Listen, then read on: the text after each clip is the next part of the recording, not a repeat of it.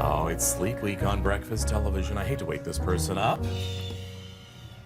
Getting a lot of good reaction from this because it's something that is near and dear to so many people's hearts. Is the importance of sleep, how to get a better sleep. What's wrong with me if I can't fall asleep? And who else better to bring in than Bryce Wylde? Who always looks well rested. What are you trying to say? I'm going to put you to sleep? Is that what you're saying? Exactly, Bryce. Exactly. Never put you to sleep. What kind of intro was that? Your last name's Wylde. You keep us up. Actually, you brought so much stuff that we're going to have you on for 2 segments, this one and another one, and then we're going to put you online. Oh. Listen.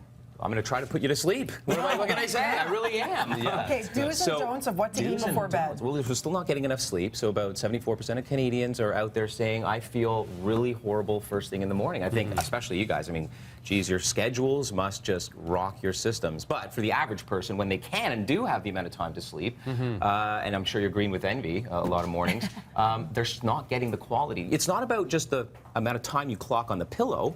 It's the deepness and the richness of that sleep, and foods affect that. So now, now this is not going to help me sleep, I'm guessing. Red Bull, the Monster drink.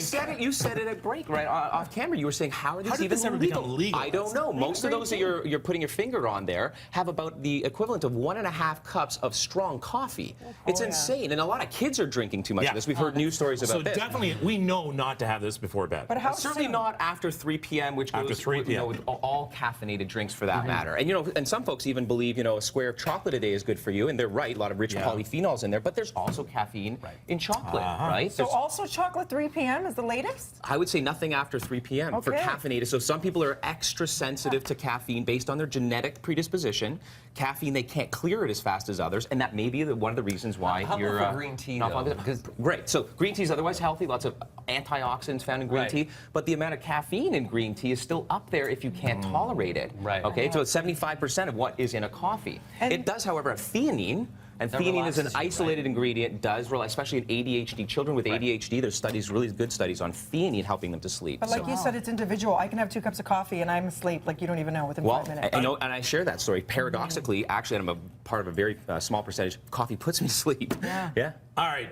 Red wine, nothing better for you before you go to bed than an entire bottle of red wine. One bottle. So we talk. So this is with food as well. Moderation and proportion. So 1 glass may be good, up to 2 for larger people with good metabolism. But alcohol really doesn't allow you to get into deep sleep. So very quickly, a lot of the stuff you brought now, you bring for a whole bunch of other things. How to beat a cold, how to help your immune system. Now, it's my rhetoric. But I mean, what you're looking at is micronutrient dense, or lots of vitamins and minerals. And what the University of Pennsylvania discovered in some robust research is that if we create more of a healthy diet, rich in especially greens, what we're getting is better quality sleep.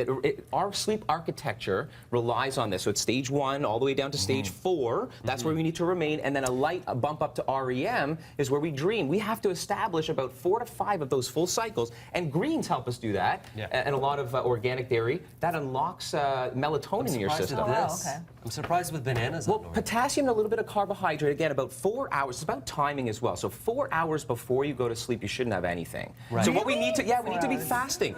True fasting. See, and now we're hearing conflicting opinions though. Some are saying eat before you sleep, but we're getting an equal number of people saying don't eat before you go to sleep. So if you have sleep problems, some of these things like a small piece of banana can actually help induce sleep. But otherwise, digestion takes a lot of energy. And it heats up our body, which is why we shouldn't also exercise before bed. It should be first thing in the morning or some part of your morning. Because when your body is too warm, ultimately you can't fall asleep. Once again, you'll bounce back up into this lighter phase sleep. Drugs do this as well. I should mention drugs and crossovers of certain medications can do this. But if my body's hungry, which would be starving if I didn't eat for 4 hours before I went to bed, I'm like, I gotta go downstairs, and I actually did that last night. I made a whole grain toast, almond butter, and peanut butter sliced sandwich, and you don't even understand the slumber I had. I woke up feeling like I was too We're talking to somebody, we're talking to all, this is high metabolic activity. That's one of the reasons why. So everyone's different. I'm just gonna throw it out there that there are certain, individuals who have insomnia, and it's often because too much caffeine, not enough micronutrient-rich food, eating too close to bedtime. By the way, tart cherry juice,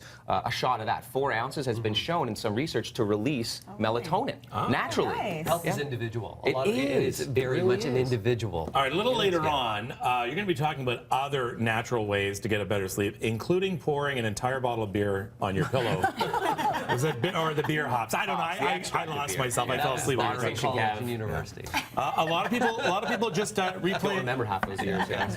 A lot of people just replay my newscast to fall asleep. I found that. So that's nice. that's still to come as Sleep Week continues here on Breakfast Television.